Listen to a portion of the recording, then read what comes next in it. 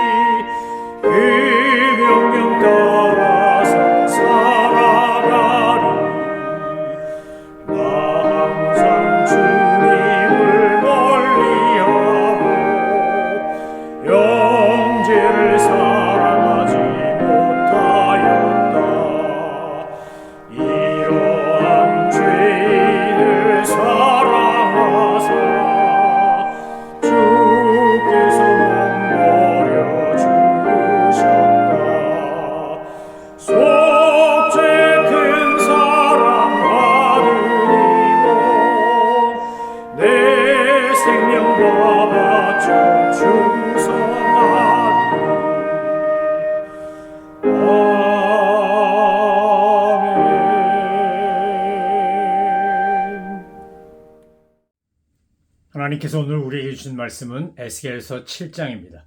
하나님의 말씀을 받들어 읽겠습니다.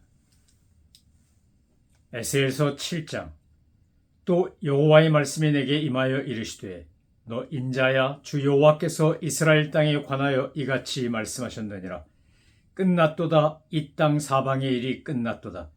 이제는 내게 끝이 이르렀나니 내가 내 진노를 내게 나타내어 내 행위를 심판하고 내 모든 가증한 일을 보응하리라. 내가 너를 불쌍히 여기지 아니하며 긍휼히 여기지도 아니하고 내 행위대로 너를 벌하여 내 가증한 일이 너희 중에 나타나게 하리니 내가 여호와인 줄을 너희가 알리라. 주 여호와께서 이같이 이르시되 재앙이로다. 비상한 재앙이로다. 볼지어다. 그것이 왔도다. 끝이 왔도다. 끝이 왔도다. 끝이 너에게 왔도다. 볼지어다. 그것이 왔도다.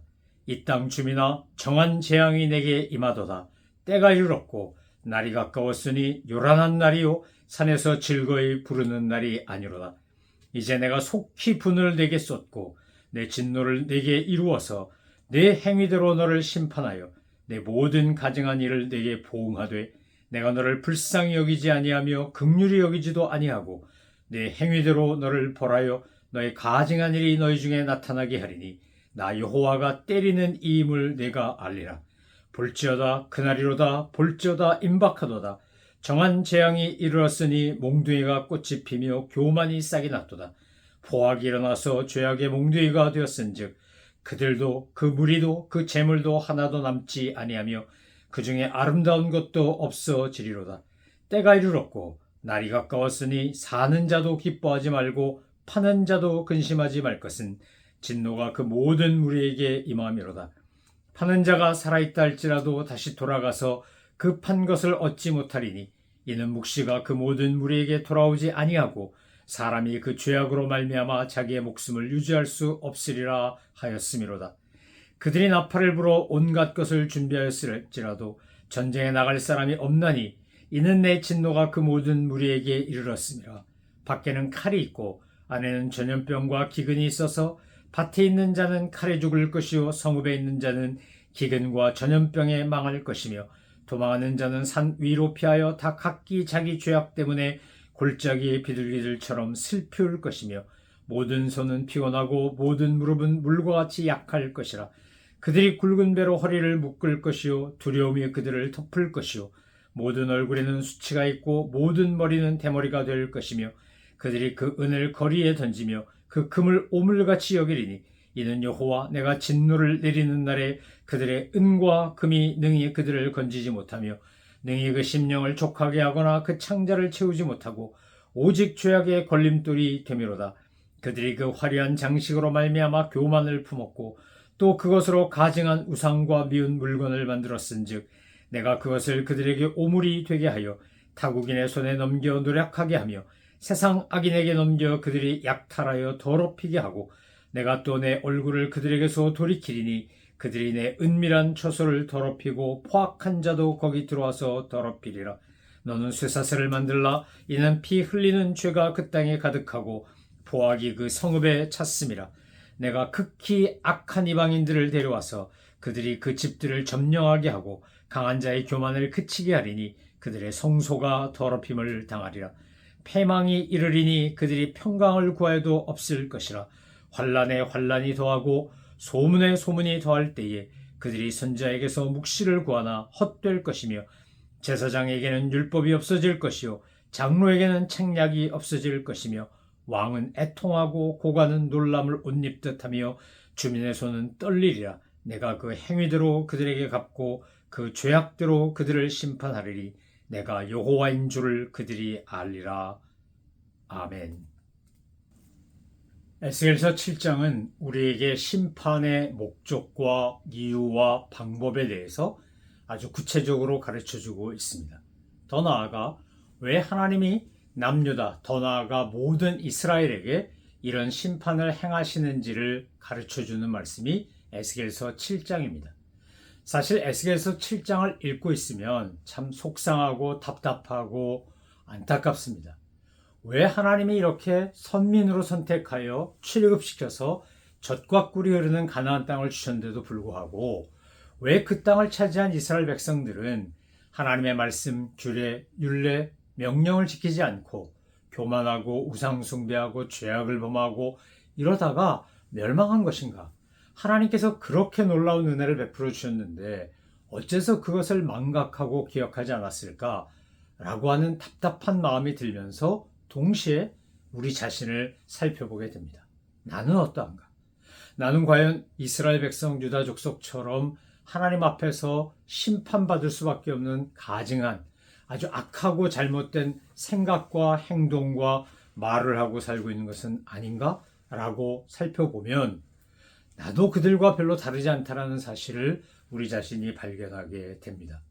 하나님께서 오늘 에스겔서 7장을 통해 에스겔에게 이 말씀을 전하라고 하여 유다 족속 이스라엘 백성들에게 이 말씀이 증거될 때 결국 하나님이 하시고자 하는 심판의 궁극적 목적은 그들이 이 심판을 통해 깨닫고 하나님의 하나님 되심을 알고 자기들의 죄악을 인정하고 회개하고 거듭나서 돌이켜서 하나님이 원하시는 삶의 방향으로 주님이 원하시는 믿음으로 살 것을 촉구하신다는 겁니다.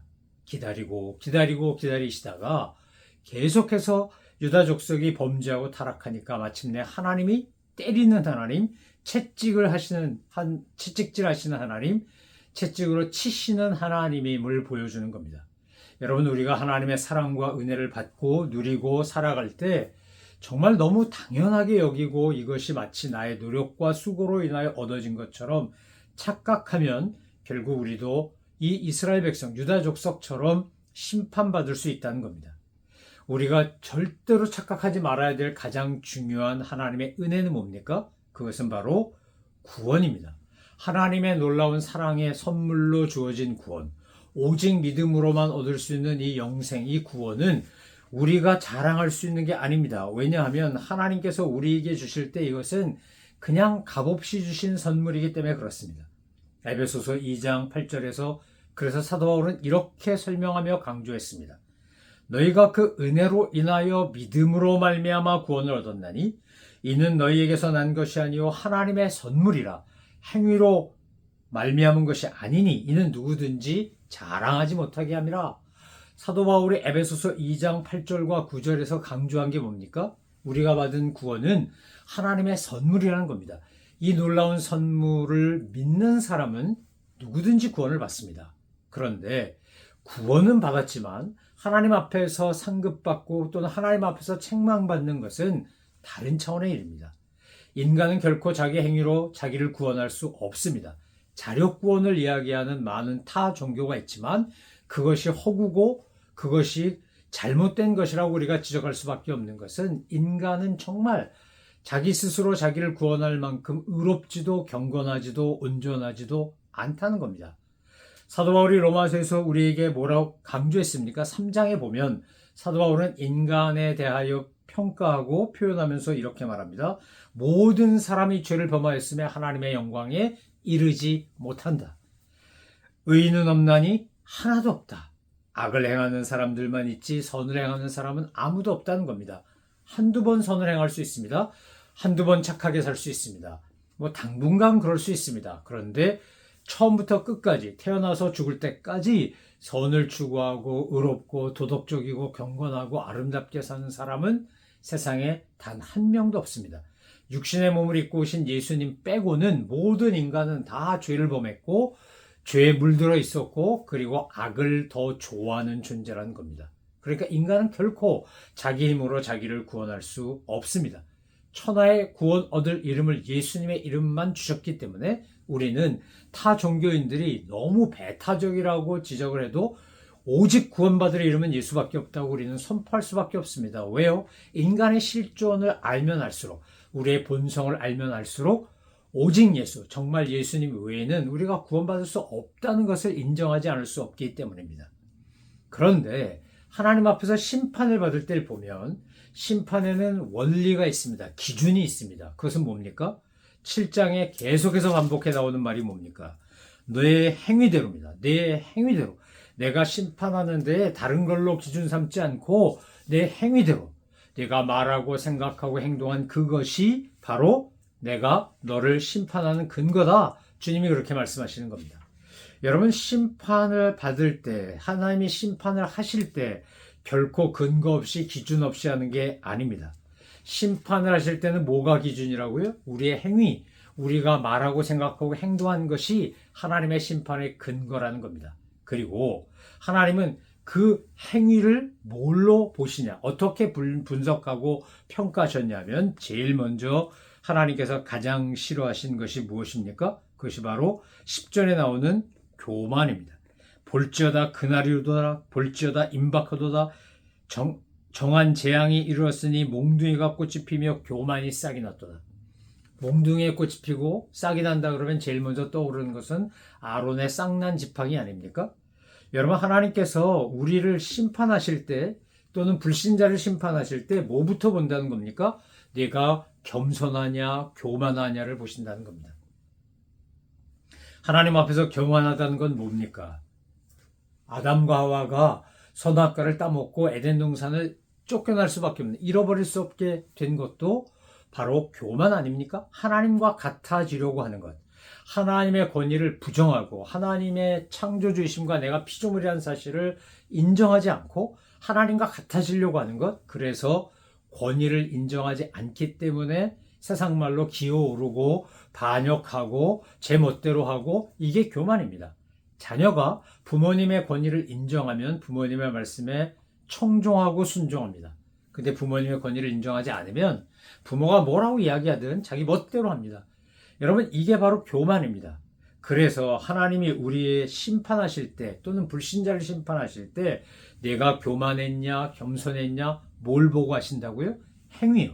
교만한 행위, 겸손한 행위, 그것이 주님 앞에서 평가의 기준이라는 겁니다. 두 번째 11절에 보면 이렇게 되어 있습니다. 11절 말씀에 보니까 포악이 일어나서라고 되어 있습니다. 포악이 일어난다. 다른 말로 말하면 폭력적인 겁니다. 언어 폭력 또는 피지컬 어뷰즈 굉장히 폭력은 종류가 많습니다. 말로도 하고 행동으로도 하고 또 말하지 않고 행동하지 않는 것 같아도 비언어적 언어로 막 깔보고 흘겨보고 째려보고 내려보고 이런 것들을 통해서 얼마든지 우린 다른 사람한테 폭력적인 행동을 할 수 있습니다. 인간 사회에서 벌어지고 있는 가장 비참하고도 정말 잔인한 것 중에 하나가 아마 폭력일 겁니다.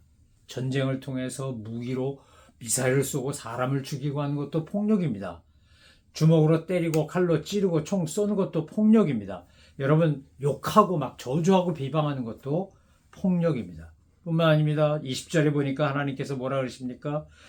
너희들이 행위 보니까 너희들이 세상 악인에게 이제 약탈당할 수밖에 없도록 하겠다고 하신 것은 너무 사치스러웠기 때문입니다. 20절에 그 화려한 장식으로 말미암아 교만을 품었고 또 그것으로 가증한 우상과 미운 물건을 만들었은즉 내가 그것을 그들에게 오물이 되게 하겠다.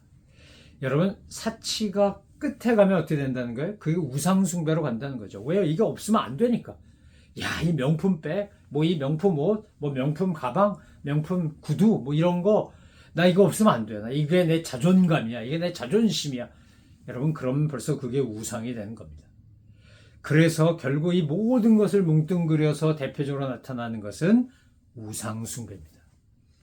교만하면, 사치하면, 폭력적이면, 결국 자기를 드러내고 자기를 도와주고 자기에게 힘을 주는 존재를 추구하고 그를 섬기려고 하고 그게 돈이면 돈, 권력이면 권력, 힘이면 힘 이런 걸 추구하면서 우리는 우상 숭배에 빠지게 됩니다. 하나님 아닌 다른 것을 더 사랑하는 것 모든 것이 우상입니다. 사상일 수도 있고 물건일 수도 있고 사람일 수도 있고 돈일 수도 있고 권력일 수도 있고 내가 가진 것 중에 하나님 대신에 내가 하나님 없어도 이것 있으면 충분해 라고 자기가 스스로 안정감을 느끼며 삶의 뿌리와 근거를 삼는 모든 것은 다 우상입니다. 하나님은 우상 숭배를 가장 싫어하십니다. 그래서 우상 숭배하지 말라고 신명기에서 모세가 유언처럼 거듭거듭 강조하는 겁니다. 성경을 읽다 보면 나 외에 다른 신을 섬기지 말라라고 하는 메시지가 다양한 방식으로 표현되고 있는 것을 볼 수 있습니다. 왜요? 왜 하나님이 우상 숭배하지 말라 그러시는 겁니까? 우상은 우리를 노예로 만들기 때문입니다. 우상은 우리를 종속시키기 때문입니다. 우상은 우리를 군림하고 자기 멋대로 다스리고 우리를 인격적으로 대하지 않기 때문에 그렇습니다. 하나님은 우리를 사랑하시고 우리를 인격적으로 대하시고 우리를 존중하시고 배려하시고 우리가 정말 구원을 받도록 한 분이신 예수님을 보내서 십자가에 죽여서 핏값으로 죗값을 대신하도록 할 만큼 우리를 사랑하십니다. 근데 그 하나님이 아닌 다른 걸 섬기면 어떻게 되는 겁니까? 그 다른 것에 결국 노예가 되고 맙니다. 사랑하는 성도 여러분, 하나님은 우리의 행위, 우리가 교만하고 사치하고 포악하고 우상숭배하고 이런 행위를 기초로 해서 그것을 근거로 하나님께서 심판하신다고 경고하고 있는 겁니다. 그런데 심판의 방법은 어떤 거냐? 여러 가지 방법이 있는데 11절에 보니까 현대 자본주의 사회에서 가장 사람들이 힘들어하고 두려워하는 게 뭡니까? 그게 바로 경제적 궁핍입니다. 가난하고 먹을 게 없고 쓸 게 없고 이런 겁니다. 그래서 11절에 뭐라고 되어 있습니까? 재물도 하나도 남지 아니하며 그 중에 아름다운 것도 없어지리로다. 여러분 하나님 앞에서 우리가 정말 주시니까 가지고 사는 거예요. 여러분 주머니에 돈이 있다고 여러분 돈 아니에요. 하나님이 주셨기 때문에 있는 겁니다. 근데 주님이 그걸 걷어가시면 어떻게 되는 겁니까? 우리는 순간적으로 정말 순식간에 가난배가 되고 생존선상에 허덕이는 사람 될 수 있습니다. 저는 목회하면서 직간접적으로 정말 물질이 수없이 다리가 많이 달린 그런 지네처럼 막 달려오다가 주님이 걷어가시니까 날개가 수천 개, 수만 개 달린 것처럼 날아가는 거 직간접적으로 여러 번 경험했습니다. 야, 주시는 분이 주셔야 있는 거지. 내가 아무리 움켜쥐려고 그런다 그래서 그것이 남아있지 않습니다. 여러분, 경제적 궁핍이 만약에 찾아왔으면 제일 먼저 돌아봐야 될 건 내가 혹시라도 하나님 앞에 범죄한 건 없나? 주님 앞에서 내가 옳지 않게 한 거 없나? 주님 보실 때 내가 악한 행위는 없나? 포악하고 사치하고 교만하고 우상숭배한 거 없나? 살펴보셔야 합니다. 두 번째는 뭡니까? 질병입니다. 육체적인 질병. 그래가지고 15절, 17절 말씀해 보니까 이제 병이 돌고요. 병과 함께 뭐가 돌아요? 기근이 돌고요. 그리고 온욕이 돌고요. 이러면서 사는 것이 너무 힘이 듭니다. 그러고 나면 어떻게 되는 거예요? 힘이 빠지고 나라의 힘이 없고 백성들의 힘이 없고 그렇게 되면 이제 23절에 나오는 것처럼 전쟁에 의하여 패배하고 포로로 끌려갑니다. 결국 나라가 망합니다. 내가 가진 것이 다 없어집니다. 그럼 하나님은 왜 이런 심판을 하시는 겁니까? 아까도 말씀드린 것처럼 심판에는 분명한 원인, 이유가 있습니다. 그것은 뭐라고요? 하나님이 우리가 악한 행위한 것을 절대로 묵과하지 않는다는 것을 가르치시기 위함입니다. 신자가 됐건 불신자가 됐건 악한 행위를 하고 사치하고 교만하고 우상숭배하면 반드시 심판받습니다. 그리고 더 나아가 이 심판을 통하여 하나님이 말씀하시는 건 하나님이 하나님이라는 것을 우리가 알고 깨닫고 알게 하시려고 심판하십니다. 여러분 요한계시록 우리가 살펴보았지만 요한계시록도 심판 뒤에 새하늘과 새 땅이 있지 않습니까? 하나님을 알고 하나님을 믿고 하나님을 하나님으로 인정하는 사람들이 누리는 복과 하나님을 알지 못하고 부정하고 거부하고 시편 14편 53편처럼 어리석은 자는 그 마음에 이르기를 하나님이 없다도다 하는 것처럼 하나님 부정하는 사람들이 당할 심판이 뭔지 요한계시록은 우리에게 너무나 분명하게 보여주지 않았습니까? 에스겔서와 요한계시록은 서로 일맥상통하는 그런 묵시서인데 에스겔에 나오는 내용을 요한계시록에서 인용했다고 할 수 있습니다. 하나님은 오늘 우리가 하나님이 하나님이라는 사실을 알기를 원합니다. 하나님을 하나님으로 알고 하나님을 섬기고 믿고 따르기를 원하십니다. 사랑하는 성도 여러분, 오늘 우리가 주님 나라 가는 그날까지 우리가 절대로 잊지 말고 꼭 마음에 새기고 정말 입으로 고백하며 살 것은 뭡니까? 하나님의 하나님 되심을 인정하고 찬양하고 하나님의 은혜로 말미암아 내가 구원받았고 하나님의 은혜로 인하여 지금 살아가고 있다는 겁니다. 그러니까 우린 교만이 아닌 겸손을, 사치가 아닌 근검을, 포악이 아닌 자비와 온유를, 우상숭배가 아닌 하나님을 섬기는 그런 사람으로 살아서 우리의 행위가 하나님 앞에서 상의 근거가 되든 주님이 내게 면류관을 주실 수 있는 기초가 되는 그런 아름다운 삶의 열매, 성령의 열매를 맺으며 살아가시는 우리 모든 믿음의 식구들 되시기를 소망하며 축원합니다. 기도하겠습니다. 하나님 아버지, 에스겔서 7장을 읽으면 참 두렵고 무섭고 속상하고 안타깝습니다.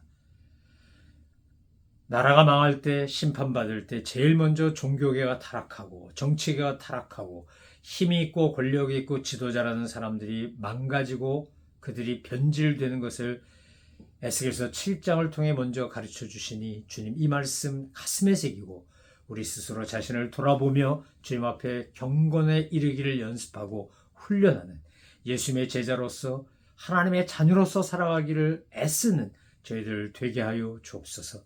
너의 행위대로 내가 심판한다라고 하신 주님의 준엄한 말씀을 가슴에 새기고 나의 행위가 심판의 근거가 아니라 나의 행위가 하나님의 칭찬과 상급의 근거가 될 수 있도록 매일매일 살아가는 삶의 그 모습이 주님 닮은 모습 되도록 성령님 도와주시고 이끌어주시고 인도하여 주옵소서.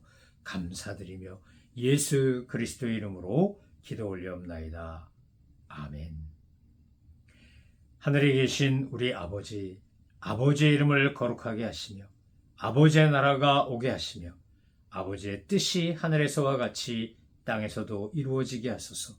오늘 우리에게 일용할 양식을 주시고 우리가 우리에게 잘못한 사람을 용서하여 준 것 같이 우리 죄를 용서하여 주시고 우리를 시험에 빠지지 않게 하시고 악에서 구하소서. 나라와 권능과 영광이 영원히 아버지의 것입니다. 아멘.